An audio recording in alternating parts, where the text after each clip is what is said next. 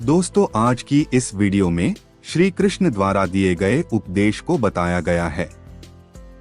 जिसने मन को जीत लिया है उसने पहले ही परमात्मा को प्राप्त कर लिया है, क्योंकि उसने शांति प्राप्त कर ली है।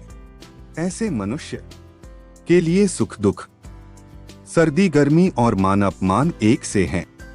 जो दान कर्तव्य समझकर बिना किसी संकोच के किसी जरूरतमंद व्यक्ति को दिया जाए वह सात्विक माना जाता है। ईश्वर, गुरु और माता पिता जैसे गुरुजनों की पूजा करना तथा पवित्रता, सरलता, ब्रह्मचर्य और अहिंसा ही शारीरिक तपस्या है। भगवद गीता के अनुसार नरक के 3 द्वार होते हैं: वासना, क्रोध और लालच। भविष्य का दूसरा नाम संघर्ष है।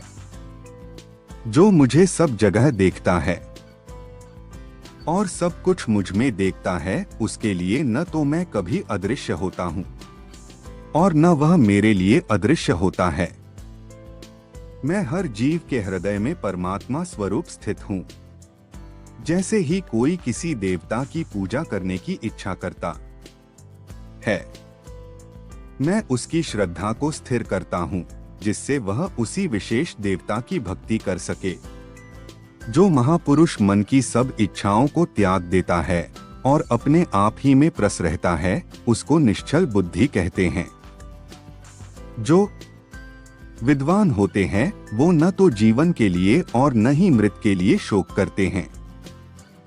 हे अर्जुन, जो पुरुष सुख तथा दुख में विचलित नहीं होता और इन दोनों में संभाव रहता है, वह निश्चित रूप से मुक्ति के योग्य है। जिस प्रकार मनुष्य पुराने कपड़ों को त्याग कर नए कपड़े धारण करता है, उसी प्रकार आत्मा पुराने तथा व्यर्थ के शरीरों को त्याग कर नया भौतिक शरीर धारण करता है।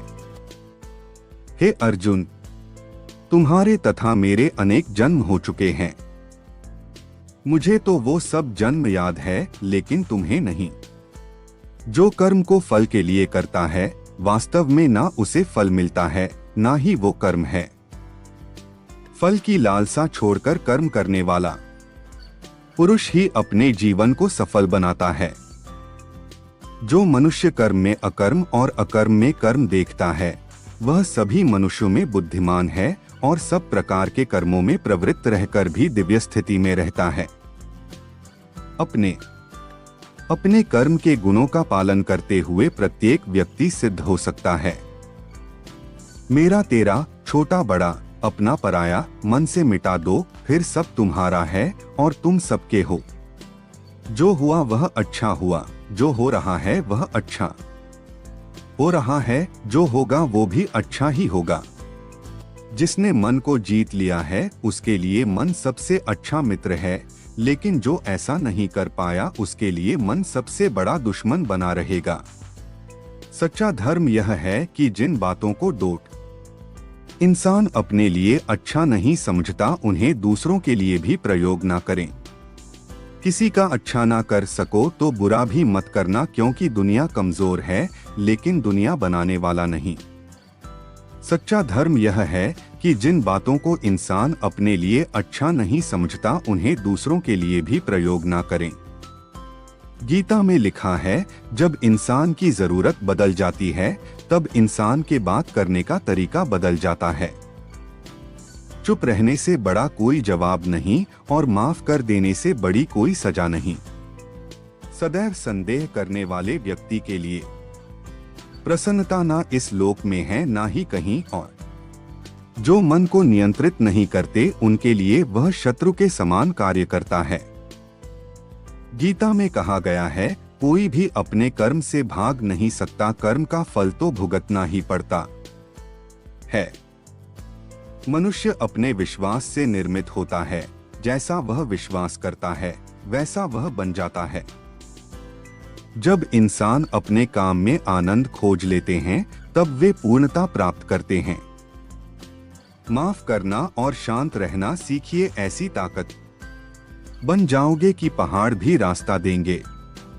ज्यादा खुश होने पर और ज्यादा दुखी होने पर निर्णय नहीं लेना चाहिए, क्योंकि यह दोनों परिस्थितियां आपको सही निर्णय नहीं लेने देती हैं।